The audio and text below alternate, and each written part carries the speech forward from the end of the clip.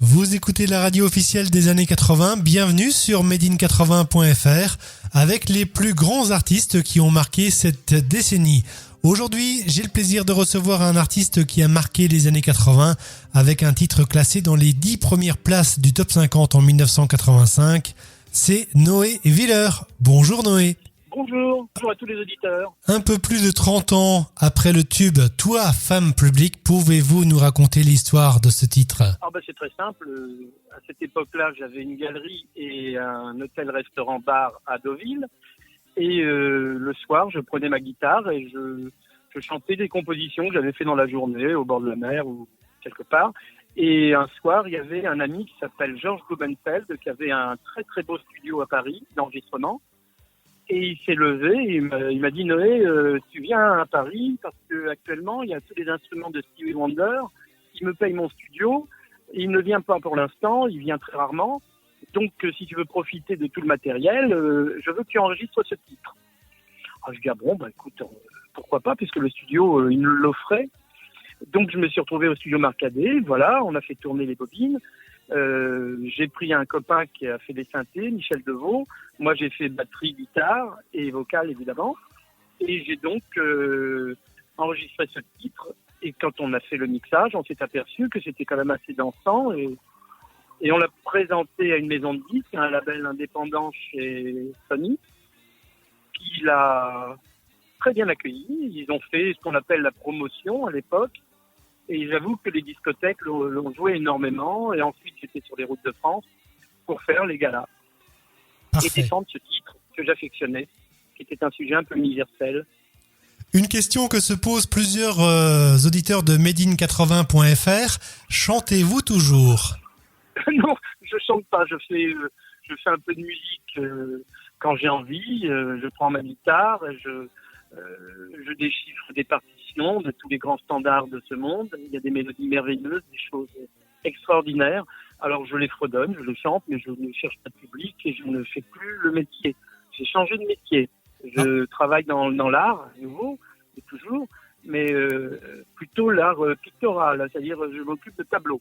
Très bien, dans une galerie d'art donc à Paris. Une galerie et beaucoup les ventes aux enchères. Je fais ce qu'on appelle de l'expertise. Très bien. Donc un retour sur scène, c'est une vraie... Non, pas de retour sur scène. Non, pas de retour. Non, c'est pas envisageable. Les années 80, non, c'est pas pour moi ça. C'est plus envisageable. Mes copains, ils m'ont proposé d'ailleurs gentiment, mais c'est pas mon truc. Non pas que j'ai pas le feu sacré, parce qu'il y a une vraie joie d'être en face d'un public, et j'ai beaucoup aimé ça. J'ai eu des retombées extraordinaires, j'ai adoré même.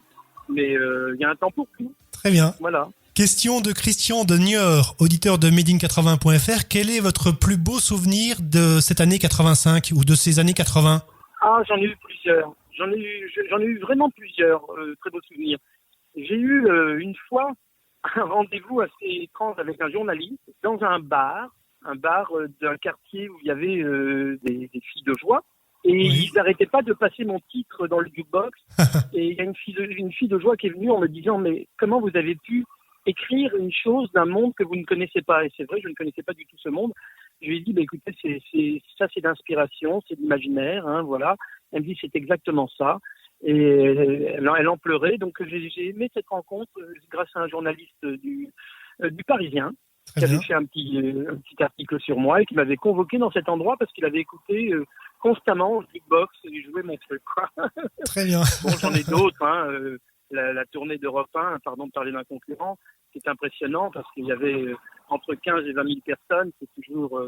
C'était à l'époque, c'était avec Mylène Farmer et il y avait beaucoup de monde. C'était quand même pas mal. Bon, j'ai beaucoup de souvenirs extraordinaires. Vous savez, quand on tourne dans les clubs, à l'époque, les clubs avaient les moyens de prendre des artistes pour jouer leurs tubes. Et on rencontre ce qu'on appelle, vu de la capitale, la France profonde, il y a des gens merveilleux. J'ai fait des rencontres extraordinaires. Donc voilà tous les plaisirs que ça m'a apporté. Question de Muriel de Luxembourgville qui écoute madein80. Alors c'est une question assez directe. Hein. Combien vous a rapporté le titre « Toi, femme publique » au niveau de la SACEM ? Au niveau de la SACEM, j'ai eu des versions anglaises, des versions italiennes. Et je figure encore dans plusieurs compilations, donc je perçois encore des droits d'auteur. Mais ça m'amuse, hein, avec le temps, c'est normal. Question de Géraldine, également fidèle auditrice de madein80.fr. Elle nous écoute à Cherbourg.